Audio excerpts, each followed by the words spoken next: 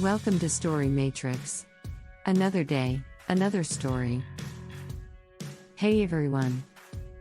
The Matrix is spreading like wildfire, and to keep up, the Matrix upgraded itself last night. While doing so, the Matrix discovered some of the craziest real-life revenge stories told by real people on the internet.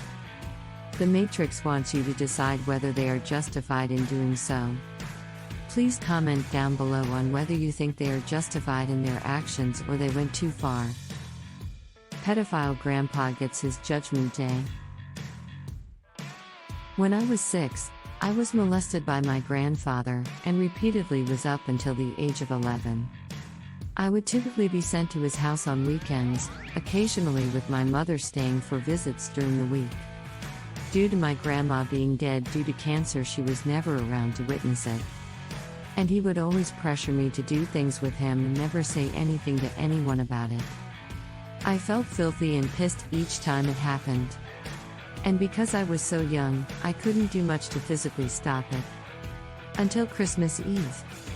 For Christmas, my mother was visiting my grandfather to celebrate, and due to her being an alcoholic, she was asleep in one of the guest bedrooms. So my grandfather was in the kitchen, cleaning up, and I was watching TV. I then heard a thud in the kitchen and rushed to check on what it was. It was Grandpa, with a face dropped on one side and a numb leg. I quickly asked Grandpa, "What's wrong?" He could only answer in a thick slur, and that's when I knew he was having a stroke.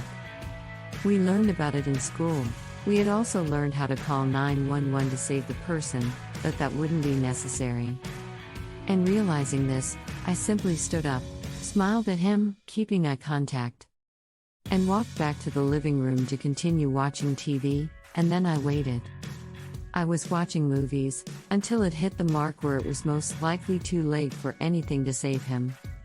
I then got my mom and told her what was happening in the kitchen. Mom called 911 and stayed with Grandpa until the ambulance came. Mom hopped in the ambulance to follow Grandpa too, while I was sent to the next door neighbor's house.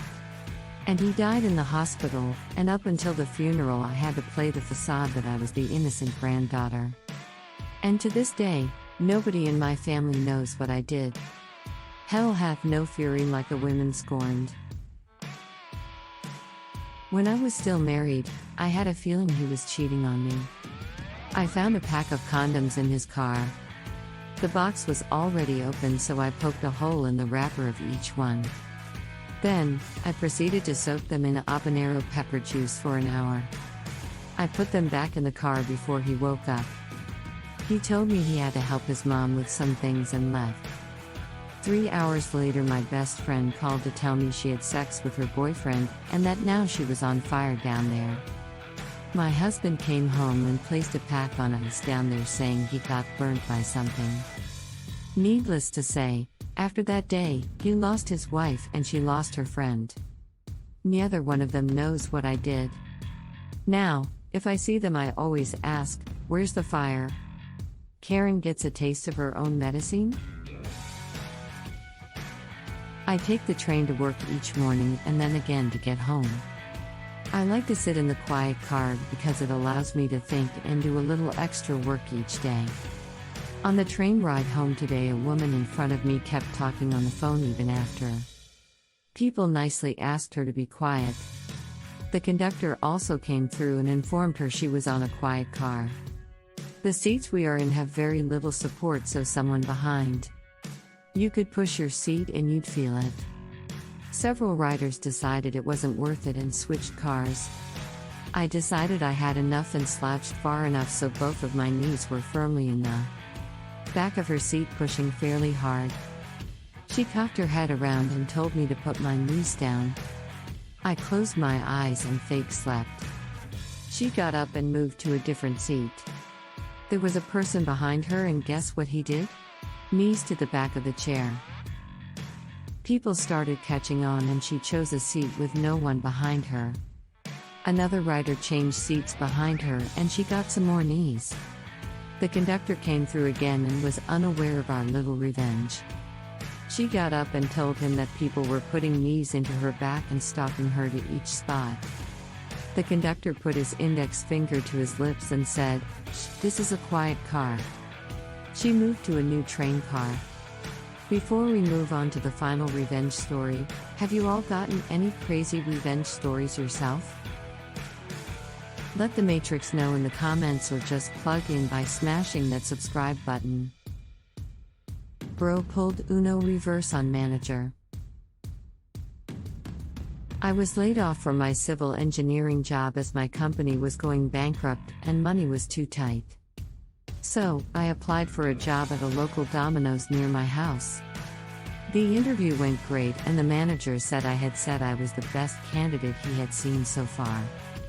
However, I got turned down by the manager because of my stubble facial hair.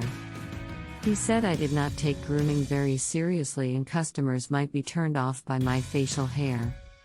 Luckily, I found my new job at KFC 2 days later and I forgot about this incident. Weeks later I order from that same Domino's, and that same manager is the one who delivers my order, which is around $25.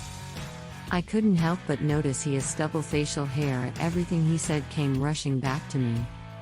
The manager didn't remember my face but I sure as hell did. So I gave him no tip, and told him the exact same thing he told me. It's not exactly like this, but something similar. Why do you have all that facial hair? Do you think customers want to see that? Anyways, I won't be giving you a tip this time. Maybe when I order again, I'll be giving you a tip. But of course, remember to shave. What do you guys think about the people in these stories? Were they justified in their actions? Thanks for watching. Please like, share and subscribe for more.